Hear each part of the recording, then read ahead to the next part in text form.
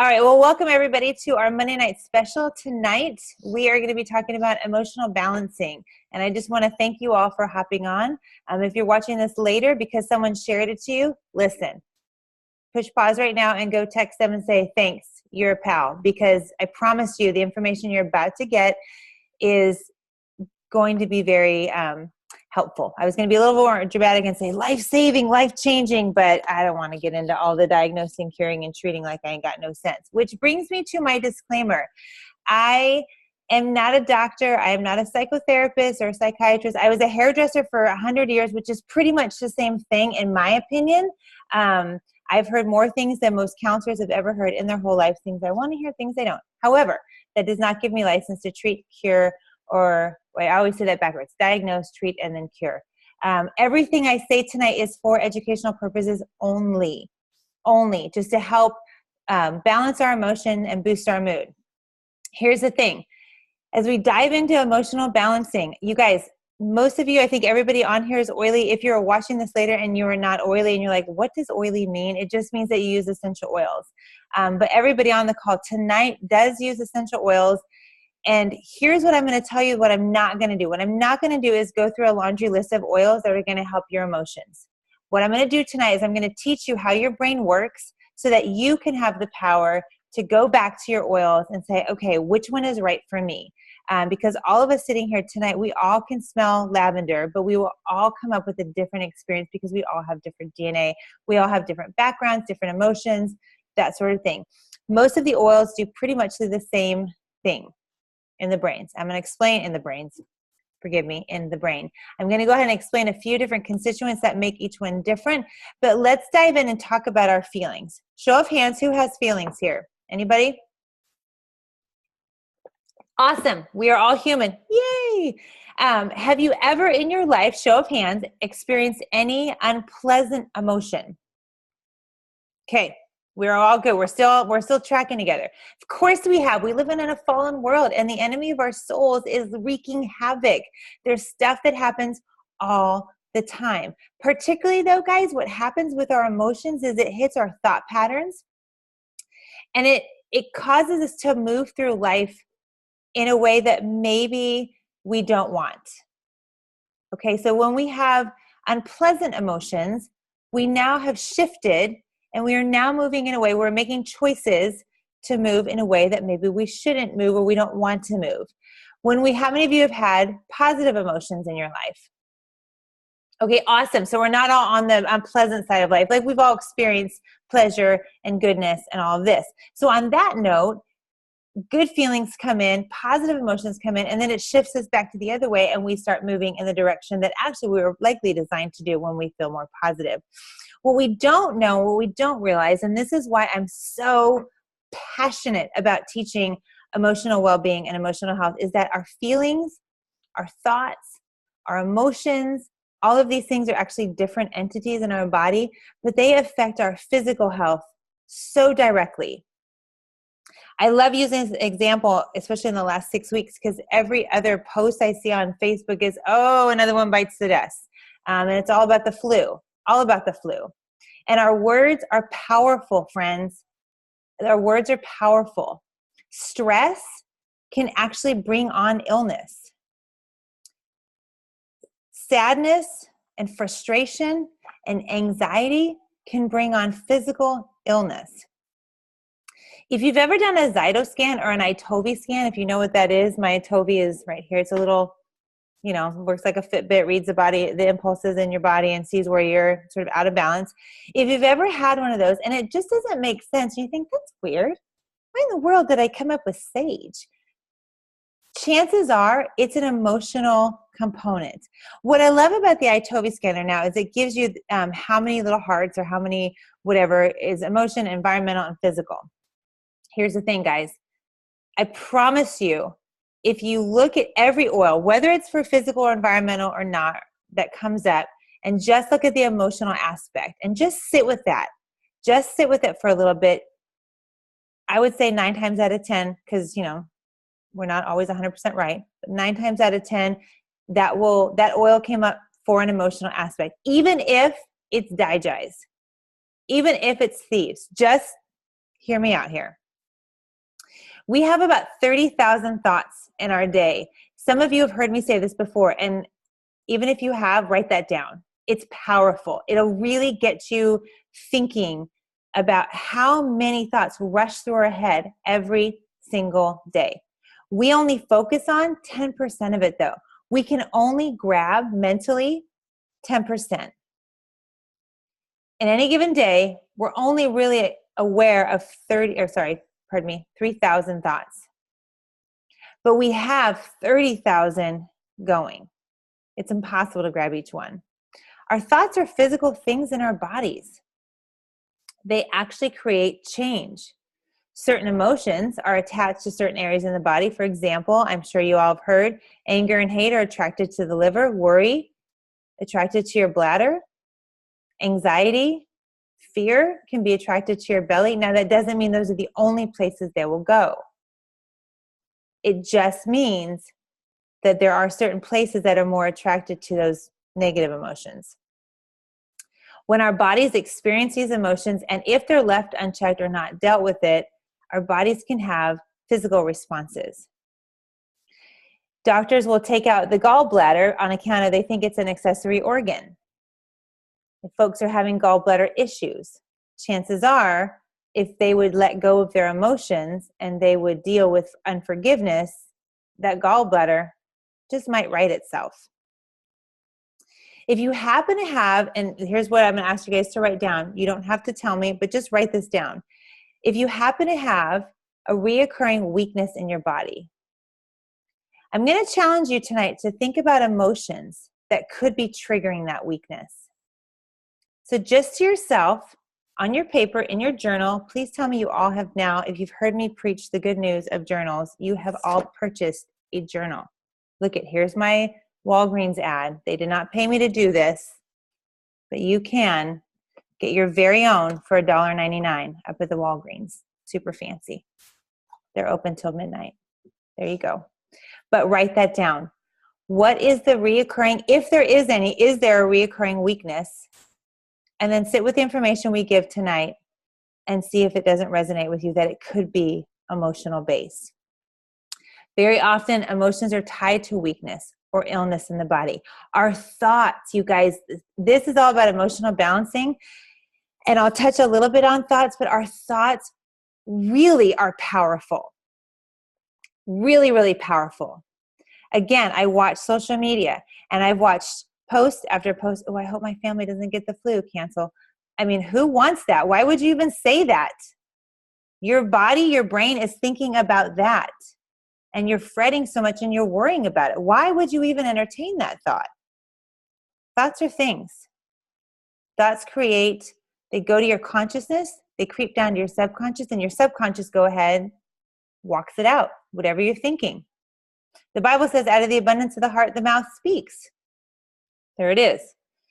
If you guys have oils in front of you, and I hope you do, during this class, I'd love for you guys to take your oils out as we start talking about examples and see how they resonate with you. Close your eyes, breathe it in. Does something pop in? Any kind of memory? Our body, our brain, our limbic system, that part in the brain that holds all your emotions, that responds to smell. That's why we're such a, how do I say, we're a very smell-oriented culture. When people come over from a different country, like, oh my gosh, they stink. Because they're not obsessed with anything that doesn't smell like the body. In our culture, we like all the frou-frou smells, all the feel-goods. We want to feel good. We're constantly looking for that next feel-good. Chocolate chip cookies. Holler at me, raise your hand if you're like, I love the smell of chocolate chip cookies, right? I could walk in and someone's brewing coffee and I don't even want a cup of coffee, which I know sounds weird to some of you, but I might just be like, no, I'm tapped out for the day, but that smells so good and it makes me happy. Brings back good childhood memories. Even walking by, and I can't tell you last time I had a donut, but walking by that, just that fresh baked sweet smell is so delightful. And here's why. It's not because my brain is thinking of how yummy that is. It's because my brain is thinking of fun memories I had of walking with my kids, going with my mom, all these things. What we think is like, oh, I want that taste. It's because we want the experience that whatever is going to give us and that emotion it's going to release in our bodies. It's very powerful. If you are in the process of weight reduction or healthy weight management, you would be wise to think about your emotional response to food. When my family and I went plant-based, this makes me giggle because I love to read people's mail. Like I kind of people watch and they don't know. I'm like checking them out and kind of judging where they're at mentally and emotionally. But when we went plant-based, we had all these comments on social media about how we were ruining our kids and how this is terrible. And oh my gosh, how can you do this? And I laughed and I'm thinking, you're so stressed out at the thought of you going plant-based. And that's at the end, folks would say, oh, I could never do that. That's delightful. I didn't ask you to. No one's holding a gun to your head, right? But we see something happening and we're like, oh, and we have this emotional response based on just a thought that comes to our head. Two things, guys. Emotions are based either in love or they're based in fear. That's that. God didn't give us a spirit of fear, but one of power, love, and a sound mind. If you stop for a minute, any negative emotion, you're like, well, yeah, but what about this? What about that? No. They all start with fear. We're afraid of something. When someone irritates us, our pride is hurt. We're afraid they might take power. We're afraid they're going to have control. Whatever. It's fear. But all the feel-good emotions all stem from love. Every perfect gift comes down from the Father who is love. Our body creates a reality based on these emotions and the thoughts, whether they are true or not. I'll say that again because I feel like somebody needs to hear that. Our body will create a reality based on our emotions and our thoughts, whether they're true or not. When I used to teach this class, I would always think of all the negative emotions and all the releasing. But then I realized, like, who wants to sit around and talk about being negative all the time? Not this girl, especially when you teach this so much. So I'd rather us think in the positive. So our body will create a reality of positiveness of, I think I just made up a word. There you go. That was free. Of positivity. Somebody correct me with the right word. Our body will create that based on those good feelings, whether they're true or not. When we do Aroma of Freedom technique, we tell you guys, tell your brain the truth in advance, even if you don't believe it, because if you tell your brain something over and over and over, it will believe it. Prayer is so key, and we sit there and we meditate and we think and we pray. Our bodies start to respond to that. It feels good. You guys, you need look no further than Christmas at Santa Claus. And kids get all excited. And you're like, that's so cute. They're super excited. Our mind is so incredibly powerful, so much so that we know more about the universe than we know about our minds and the ways that we can use it. Did you guys know there are billions upon billions of suns in all the universes and all the galaxies? Here's me. I don't even know how they figured that out, but somebody did. And yet we know so much about that, but our own brains, we can't do this.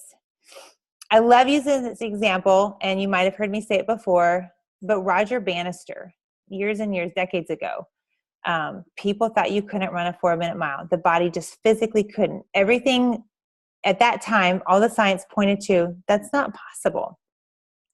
Roger Bannister blew through it and ran a 4-minute mile. Here's what happened. A year later, 8 people ran a 4-minute mile. Why? Because they saw what was possible. Their mind decided that's possible. I can do that. And they trained for it, and they went for it, and they did it. So for you guys tonight, as you're asking about emotional balancing, emotional wellness, whatever, I'm going to tell you this. This is free. Write this down. Decide. Choose. Choose to run your 4-minute mile, whatever it is. Our God is a God of the impossible. Impossible, guys. Impossible things can happen. So that's just one example of somebody who could harness the power of their brain to do remarkable things. You guys, if you are sports fans, you know games are won and lost here. The Patriots, forgive me, any Patriot fans, I don't mean to bring up anything bad. I promise. I mean no disrespect.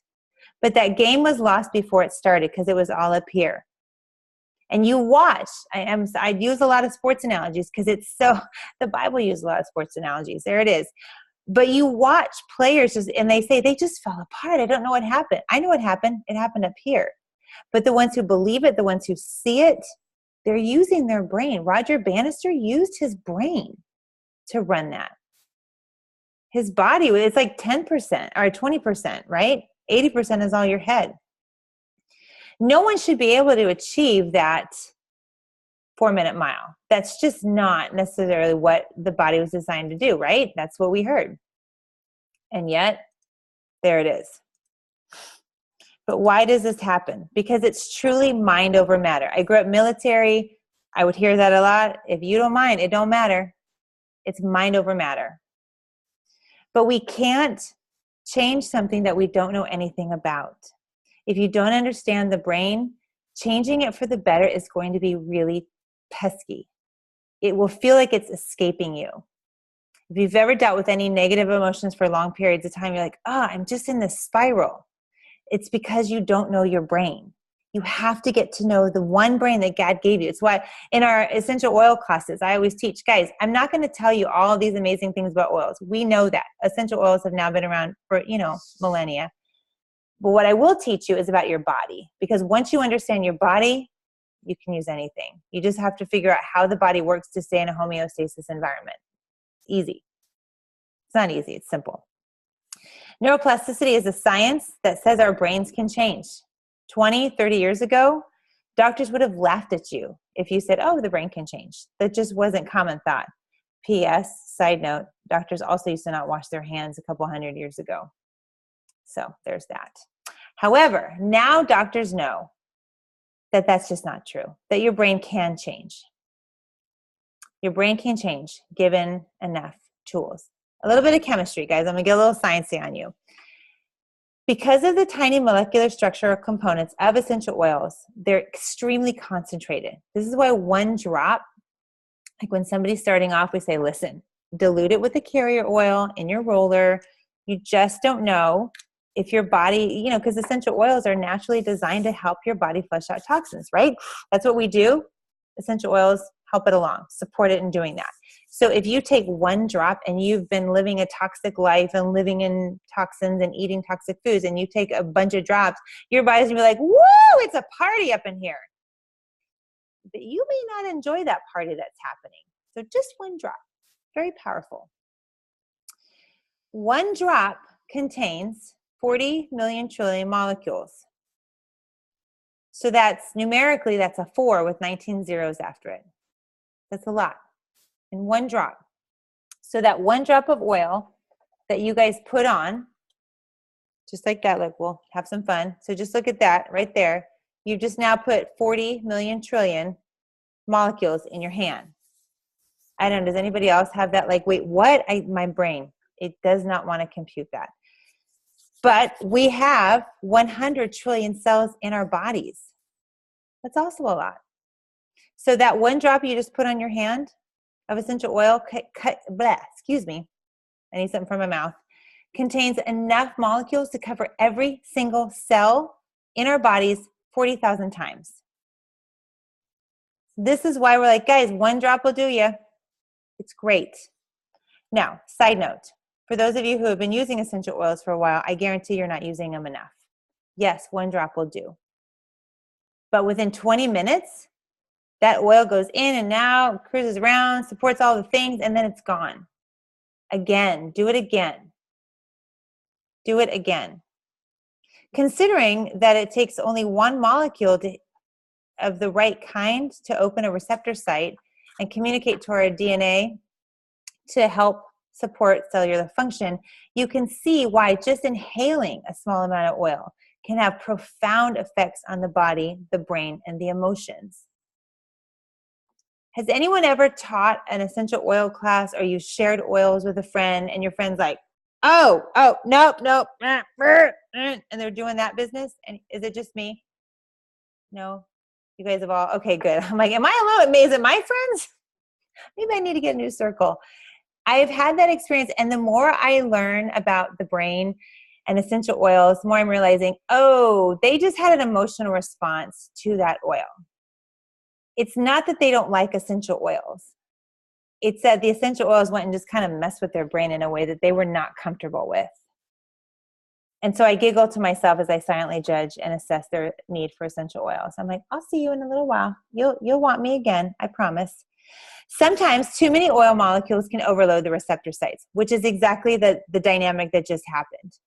If somebody has never smelled an oil, or they've only smelled the oil at the Whole Foods, and we've all smelled it, I'm like, what is this? Is this lotion? What are you doing? It's not right. Their brains, they will freeze up the receptor sites and not respond at all, when even a smaller amount would have been just right. Again, we start off slowly. We start off small. When we're using an oil, see, one of my favorite sayings, if less is more, think of how much more would be. Right? Are you following me? But with aromatherapy, with using essential oils, sometimes less is better.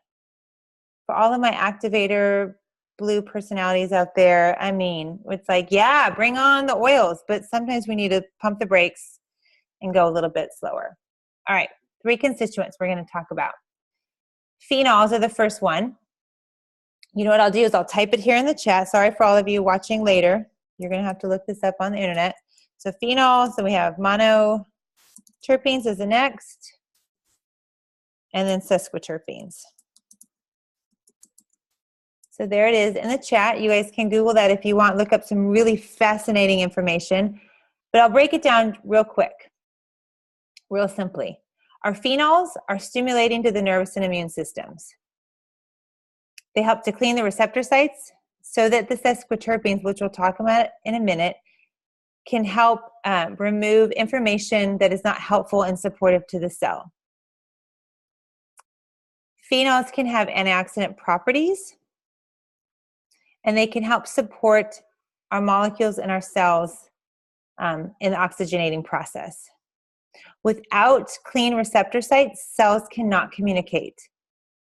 So when the cells don't communicate with the organs and with the rest of the body, that's when malfunctions happen in the body.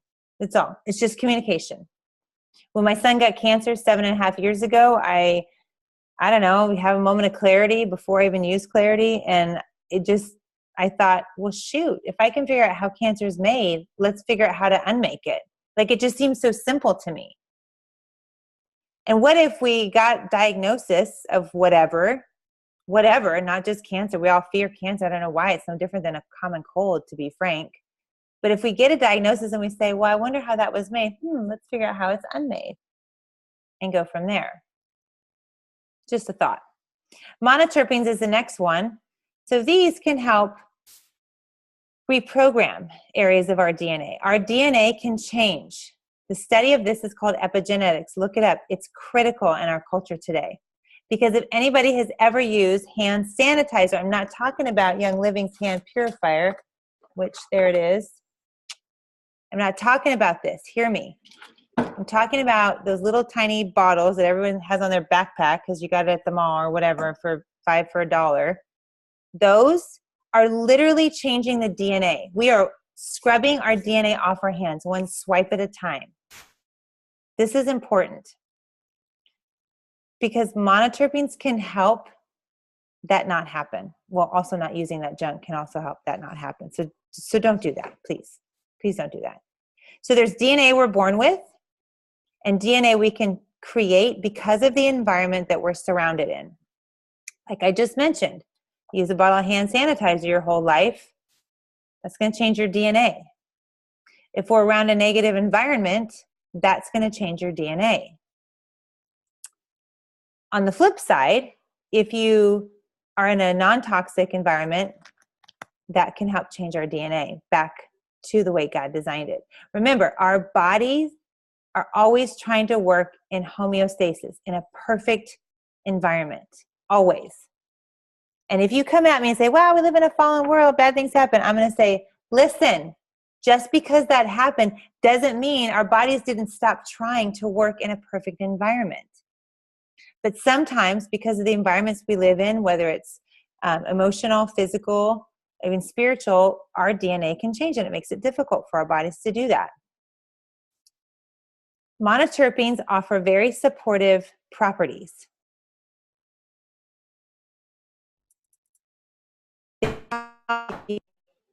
Stay where it needs to be. I tried to say that as nicely as I could. You know, trying to stay compliant when you're talking about monoterpenes and all that. Oh, Kathy, she wants me to say it again. I don't remember how I said it. Hold on, it'll come back. Let me move on to sesquiterpenes. Well, I will say this. Monoterpenes help to restore correct information in the DNA. Once the phenols and the sesquiterpenes have done their job. So let's talk about sesquiterpenes, and then we'll talk about, well, where can you find these things? So sesquiterpenes just remove bad information, garbled information. It makes me think of, like, I'm probably going to date myself. All you young girls, just listen. But you remember when TV would go off, when we didn't have 24 hours of TV, right? And we called it bug fights because it was like, it just looked like a whole bunch of black and white bugs just fighting all the time, or gray bugs or whatever. That's that bad information in our brains. It can help clean that junk off. And we think about, like, kids or anybody that has ADD, ADHD, autism, Asperger's, all of that. This is their brain. It's just like the bug fights. It's just like the TV. And so the sesquiterpenes can actually just have everybody go, shush. Yeah, I love what Karen said. It's like scrubbing bubbles. That is beautiful, Karen. Thank you for saying that. Thank you. It's like scrubbing bubbles. Exactly. And sesquiterpenes are present in almost all of our essential oils. Sesquiterpenes also are larger than monoterpenes, and they're thick. So they have a stickier consistency. So if you think about, like, your vetiver, myrrh, anybody ever make the mistake and not tighten their myrrh down very well?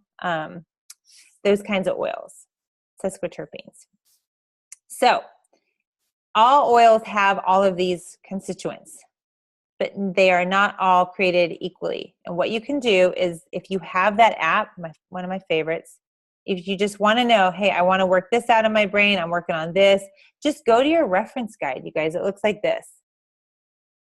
Go to your reference guide. Go to the single oils.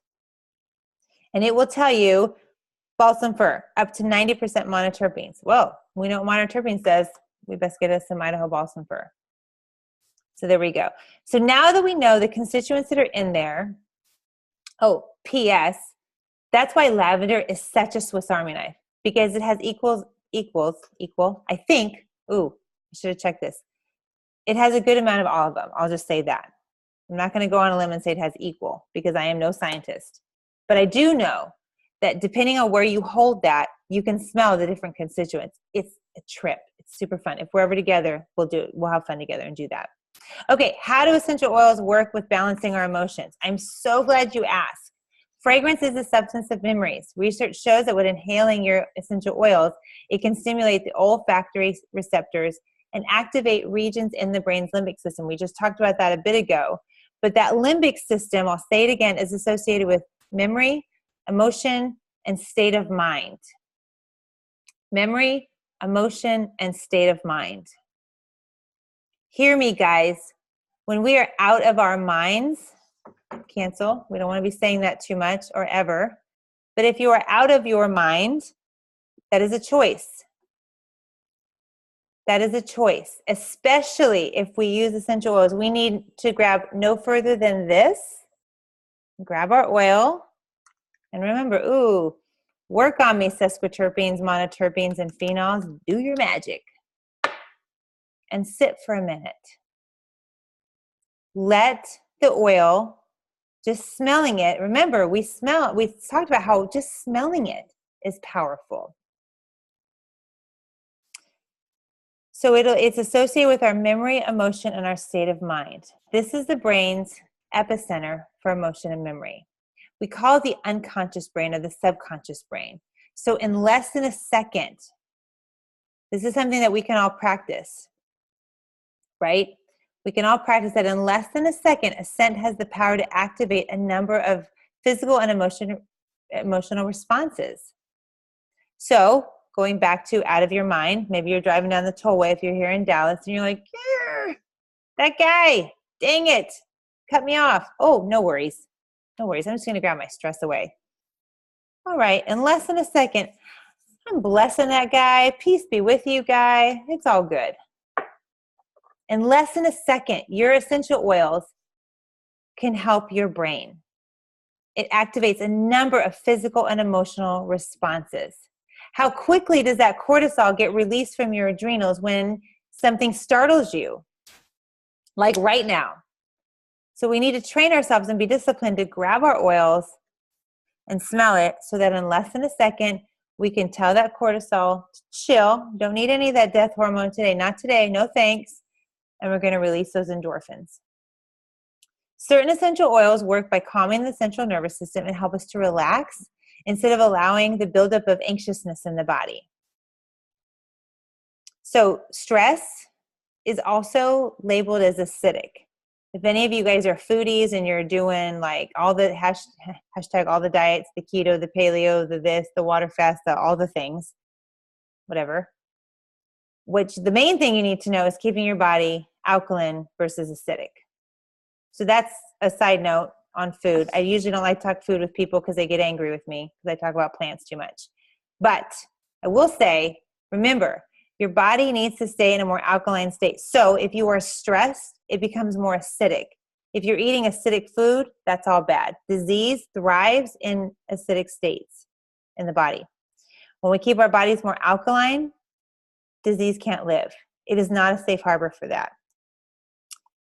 What is commonly labeled as anxiety and stress and fear, it can be incredibly acidic to the body. So this hormone response, okay, so when we have that cortisol, that stress response, it activates an enzyme which results in anxiety that gets stored in our DNA. In our DNA. Yay!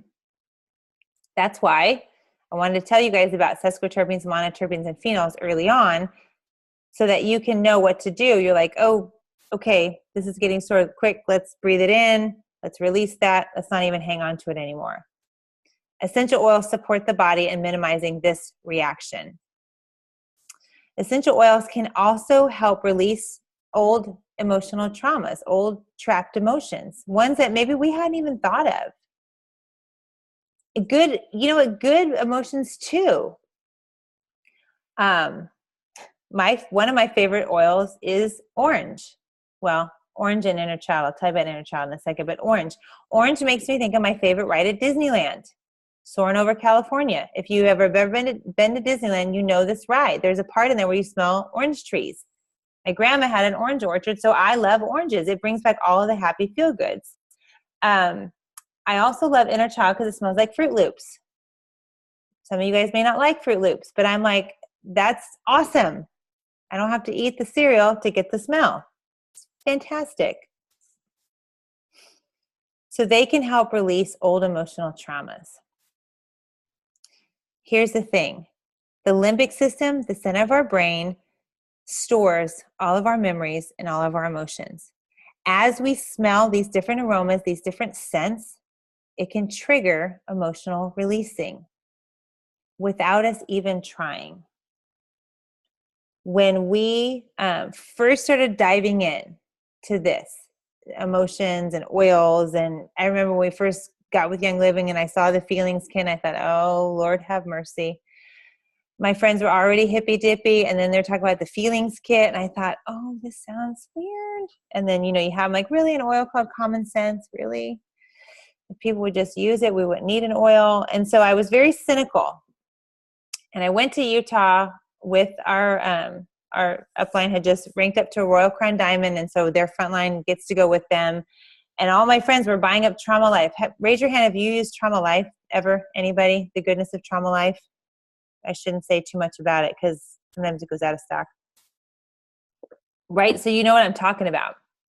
And we had just had our baby with her organs all born out outside, and she was fine, and Zion was fine with the cancer, but we still, all that trauma, all that emotion, all that stress.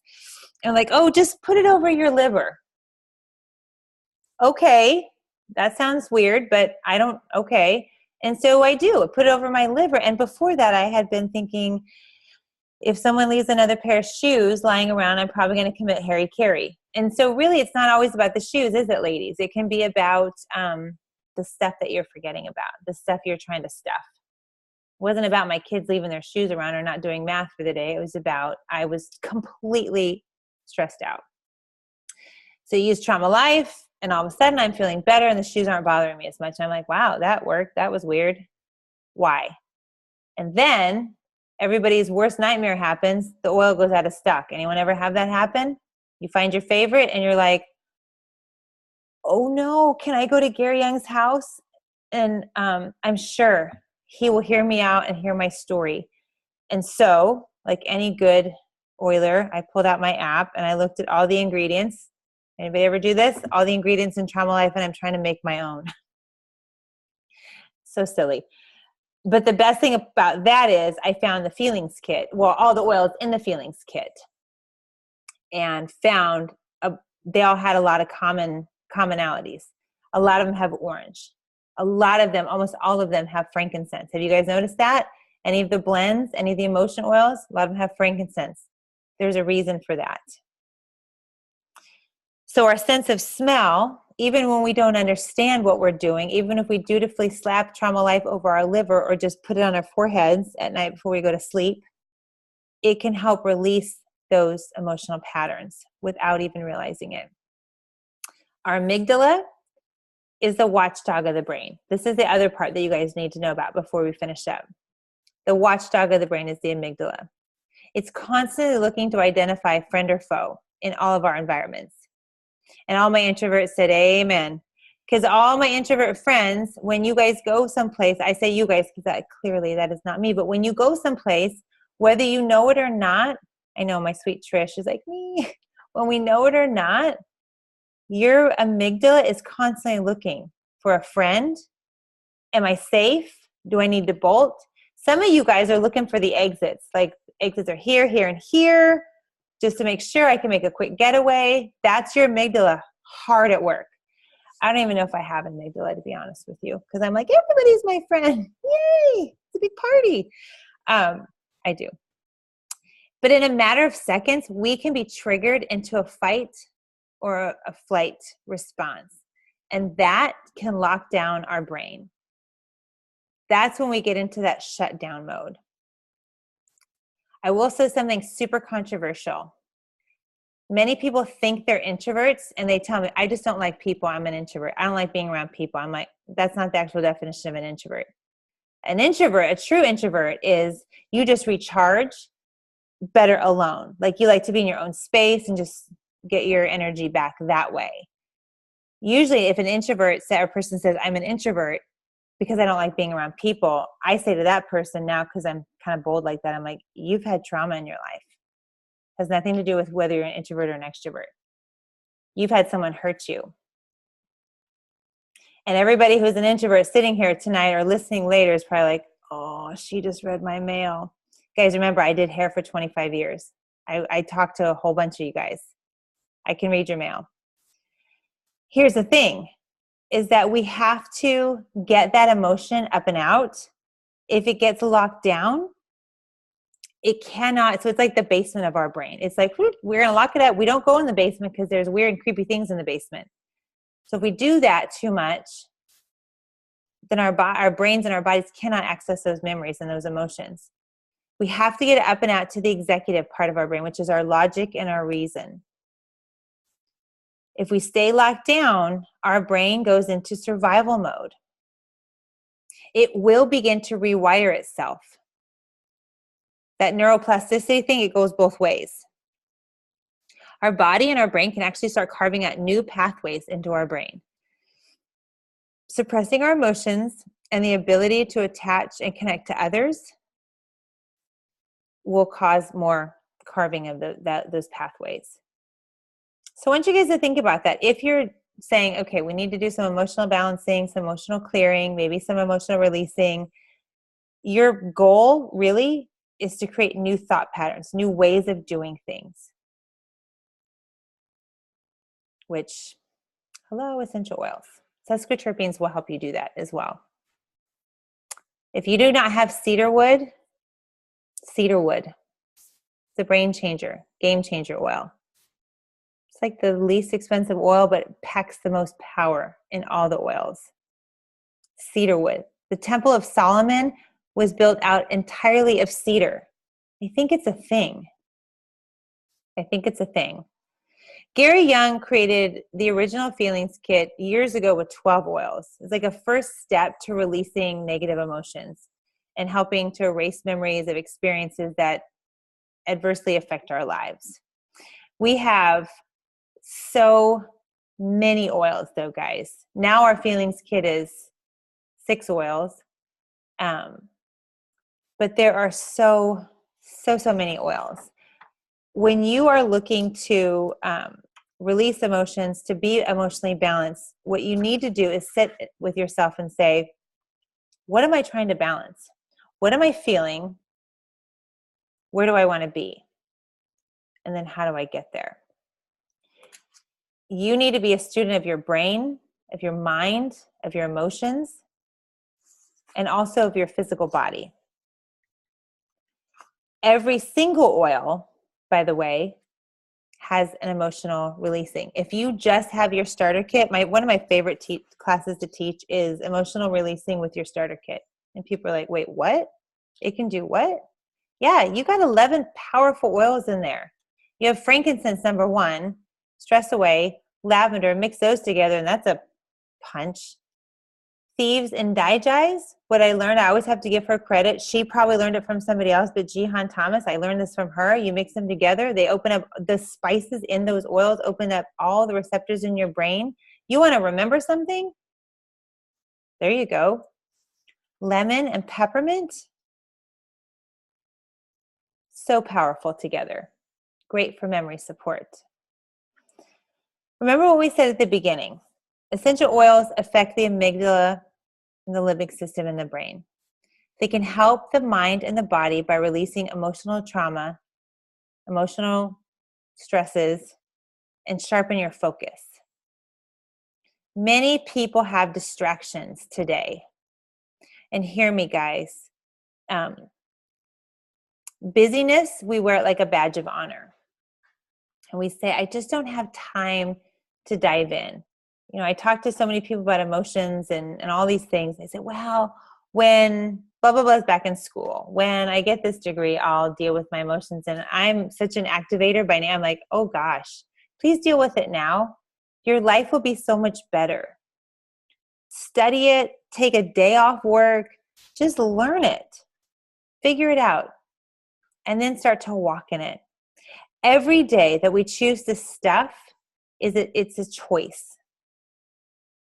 It's a choice. Essential oils can help people just stay centered in their goals.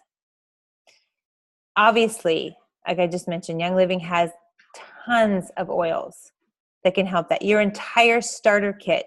Guys, for those of you that are going to share this with friends who don't do oils, tell them the starter kit is all they need to start this process. I just listed, oh gosh, I should have counted 6 oils. Yes, 7 oils that can help out of 11. Did y'all know Panaway? Panaway is good for emotional releasing. Oh, bonus. Who knows why? Anybody want to be put on the spot? No? Okay, biggest secret ever. Again, this is your second freebie tonight. Helichrysum. Helichrysum is in Panaway. Helichrysum and anger don't get along. In a pinch, you can use that. You guys, and I should have looked this Bible verse up, but there's a verse about something and it's rottenness to your bones. Did you guys realize that Panaway is an oil that supports bones? I mean, I'm just totally reaching here and making up things, but I'm telling you, every oil in your starter kit can help support emotional balancing. Yeah, I'm sorry, I just look at Karen said, helichrysum will knock most issues of any kind out of the park. Yes, and everybody said amen. Cynthia, you asked where to study. Gosh, you know what? I would start simply with your app. Just look at what look at what the oils are designed to do, what their function is for the body. Learn your organs. One of my favorite things, I was hesitant. Thank you, Kathy. Yes, and amen. Yes. Habakkuk 3:16. She just quoted, and I love that verse. My husband did a painting of that verse, actually. I just sidetracked myself by thinking about the Bible. Hold on, it'll come back. When you are learning about emotions and releasing and you want to study, one of my go-tos is Chinese medicine. Chinese medicine is ancient. It's as ancient as oils. And in the West, we shy away from it because it's Chinese medicine. And to be totally silly and weird, but I think those of us who grew up in the Cold War and read China and all the nonsense, we're just brainwashed. Anything Chinese medicine, all bad. No, it's not. They have the highest number of people who live over 100. We would be wise to listen to them. They use the tools that God gave us, the oils, the herbs, just the way they apply it. They understand the body like nobody's business. And if you are looking for a place to study, if I'm you, which I would study Chinese medicine, because there is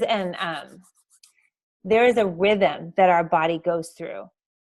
When you sleep at night, this is why sleep, guys, it's so critical. It grieves me when I see people who work and they do network marketing or any kind of business, and they're like, oh yeah, I stay up till midnight and then I'm up at 5. I'm like, and you quite possibly could not be with us in 10 years because you were not treating your body right. Sleep is critical.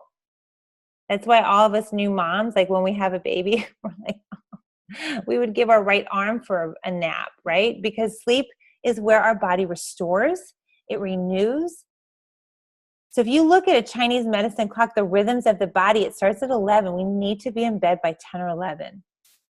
Because our body, each hour, there's different organs that expel. There's different organs that get cleaned. And the very last is your bladder and your colon, which is why we have to pee and poop in the morning. I swear every class, I work that in. It's like a goal I have. But it's true. If you've ever woken up coughing in the middle of the night, anybody ever do that? And you're like, oh my gosh, I can't stop coughing. It's your lungs expelling the toxins and the junk. It's your lungs' turn. Next time that happens, if you have the wherewithal, because sometimes we're like, it's middle of the night, I don't remember, look at your phone. Look at your phone and then look at the Chinese medicine clock on your body and see if it wasn't about that time. I've done it and it's a trip. It's how our bodies are designed. Our littlest, I told you she was born with her liver outside her body. And for a time, she would wake up about 5 o'clock and she would actually throw up. It was super weird. This is when she was an infant, itty bitty, and whatever. We were trying to figure it out. And then I just realized, you know what? This is just how they're called gut babies, and it's just how her body was expelling. Her liver wasn't quite functioning as it necessarily should. It was doing fine, but it just had to get rid of it in a different way. The stomach was wrestling with the liver. Or the liver is wrestling with the stomach, I should say. It's just interesting. Know your body. Know your biorhythms. Learn it. And if you do not have a Young Living account, as I see all of you on here do, but if you do not, if someone has shared this with you, please hear me. It is the best investment you will ever make. Like I just mentioned, you get 11 oils and the wholesale cost. I mean, I'm not even going to tell you about the retail because for real, like in a world where we're all saving money, free shipping with Amazon Prime and all the business, nobody wants retail. You want a wholesale account. It's $160 for the diffuser, for 11 oils, all the emotional releasing you could hopefully get out of your one starter kit. Be a pal and do that for your body. Do it for your cells. So like I said, if you don't have a starter kit, get with the person that sent this to you. Speak to them, and then they can help you do that. Do your research. Learn your body. All you need to do, even really, is learn your body. Get a human body textbook. Go to Half Price Books. Learn it. Learn where your adrenals are. Learn where your kidneys are. Where your ovaries. Ladies, we need to know. Adrenals talk to the ovaries. Ovaries talk to the thyroid, and on it goes. It's a cycle. Okay, guys? Well, thanks everybody for joining me tonight.